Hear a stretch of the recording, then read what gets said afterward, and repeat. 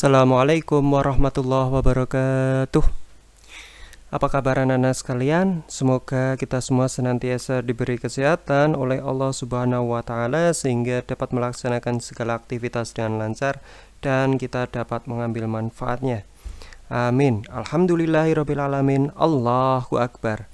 Baiklah anak-anak, mengawali pertemuan hari ini marilah kita berdoa kepada Allah agar kegiatan pembelajaran kita pada hari ini dapat berjalan dengan lancar dan anak-anak sekalian dapat mengambil manfaatnya.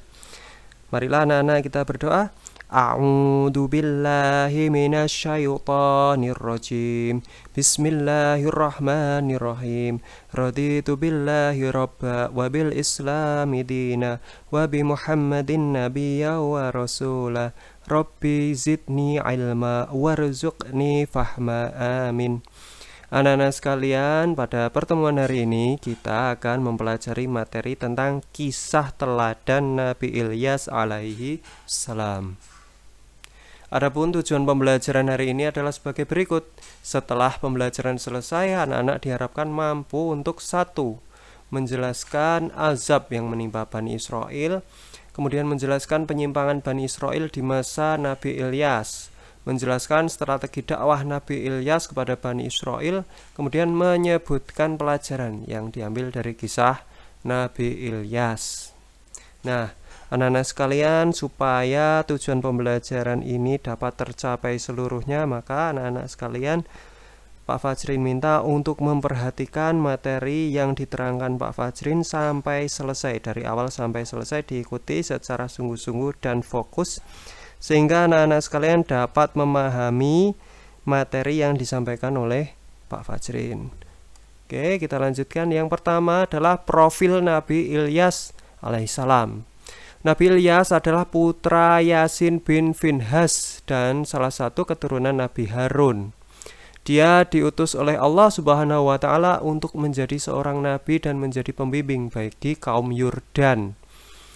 Beliau mendapat amanah untuk mengajak kaum Bani Israel kembali kepada ajaran Allah Subhanahu wa Ta'ala.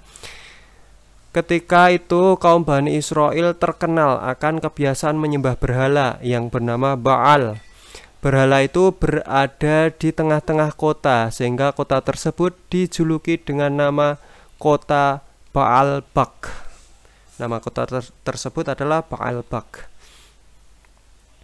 Nah, selanjutnya kita akan mempelajari dakwah Nabi Ilyas kepada Bani Israel.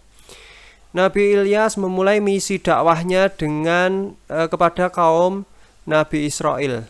Maaf, Pak Fajrin ulangi. Nabi Ilyas memulai misinya dengan berdakwah kepada kaum Bani Israel.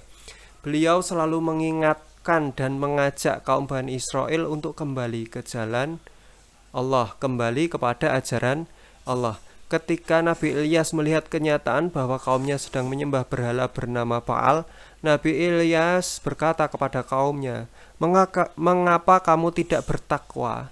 Patutkah kamu menyembah Baal dan kamu tinggalkan sebaik-baik pencipta, yaitu Allah Subhanahu wa Ta'ala, Tuhanmu dan Tuhan bapakmu yang terdahulu?" Al-Quran Surat As-Saffat ayat 124-126. Mendengar ajakan dari Nabi Ilyas, kaum Bani Israel begitu marah dan berkata, "Hai Ilyas, berani sekali engkau meminta kepada kaum kami untuk meninggalkan Tuhan-Tuhan kami. Sesungguhnya kami melakukan hal itu karena bapak-bapak kami juga telah melakukan hal tersebut," seru kaum Bani Israel kepada Nabi Ilyas. Bahkan kaum Bani Israel terang-terangan menghina dan mengejek Nabi Ilyas. Walaupun begitu, Nabi Ilyas tetap bersabar dan terus berdakwah kepada Bani Israel. Nah, kesimpulannya dalam berdakwah, Nabi Ilyas itu sangat sabar dan pantang menyerah. Hal ini patut kita teladani. Kemudian bertemu dengan keluarga Nabi Ilyasa. Sementara itu, kaum Bani Israel bersekongkol untuk menyingkirkan Nabi Ilyas. Mereka mengejar-ngejar dan mengusir Nabi Ilyas. Nabi Ilyas pun terpaksa berpindah dari satu tempat ke tempat yang lain untuk menghilangkan jejaknya agar terhindar dari kejahatan kaum Bani Israel. Dalam pelariannya tersebut, Nabi Ilyas sampai di sebuah rumah yang dihuni oleh keluarga yang baik hati. Mereka menerima Nabi Ilyas tanpa pamrih. Saat itu salah satu anggota keluarga di rumah itu sedang menderita sakit. Orang itu adalah Nabi Ilyasa, yang beberapa tahun kemudian diutus menjadi nabi dan menemani dakwah Nabi Ilyas. Ketika masih muda, Nabi Ilyasa menderita sakit keras. Akhirnya Nabi Ilyas berdoa kepada Allah Subhanahu wa taala untuk memohon kesembuhan bagi Nabi Ilyasa. Dengan izin Allah, Nabi Ilyasa sembuh dari penyakitnya tersebut. Sikap yang dilakukan Nabi Ilyas dalam menyembuhkan Nabi Ilyasa membuatnya tertarik untuk mengikuti Nabi Ilyas. Jadi Nabi Ilyasa setelah sembuh dari penyakitnya tertarik untuk mengikuti ajaran dari Nabi Ilyas. Setelah Nabi Ilyasa melihat Nabi Ilyas dapat menyembuhkan penyakitnya yang cukup parah melalui pertolongan Allah, hal itu menjadi bukti baginya untuk mengikuti ajaran Nabi Ilyas dan beribadah kepada Allah. Sejak saat itu Nabi Ilyas memiliki teman untuk berdakwah. Jadi ketika Nabi Ilyas dalam pelarian, kemudian dia menemukan keluarga. Kebetulan keluarga tersebut adalah keluarga Nabi Ilyasa. Kemudian Nabi Ilyasa didoakan oleh Nabi Ilyas sehingga sembuh dari penyakitnya, dan Nabi Ilyasa tertarik kepada ajaran yang dibawa Nabi Ilyas. Kemudian Nabi Ilyasa ditunjuk oleh Allah sebagai Rasul atau Nabi untuk mendampingi dakwahnya Nabi Ilyas. Selanjutnya adalah bencana yang menimpa Bani Israel sepeninggal Nabi Ilyas. Sementara itu 3 tahun telah berlalu sejak Nabi Ilyas diusir oleh kaum Bani Israel. Kaum Bani Israel dilanda kekeringan selama 3 tahun. Mereka sangat menderita karena kelaparan, dan kematian pun menjadi pemandangan sehari-hari. Mereka mengalami kekurangan air dan hidup tersiksa. Di samping itu banyak tanaman dan binatang ternak yang akhirnya mati. Kekeringan terus berlanjut dan tidak ada tanda-tanda kapan akan berakhir. Akhirnya beberapa tokoh masyarakat berkumpul dan berbicara mengenai masalah kekeringan di kota mereka. Salah seorang dari kaum Bani Israel berkata, "Kita telah diingatkan oleh Ilyas sebelumnya, akan tetapi kita tidak memperdulikannya. Bahkan kita mengusirnya. Sekarang apa yang diucapkan telah terjadi kepada kita. Lalu apa usulmu untuk terhindar dari azab ini?" Jawab salah satu kaum Bani Israel, "Kita harus menemukan Ilyas dan bertaubat kepada Allah. Lalu kita meminta Ilyas agar memohon kepada Allah untuk tidak mengazab kita." Usul salah satu kaum Bani Israel. Seketika itu mereka berbondong-bondong dan bertekad mencari Nabi Ilyas. Mereka berharap agar Nabi Ilyas dapat membantu mereka keluar dari penderitaan yang telah berlangsung lama tersebut.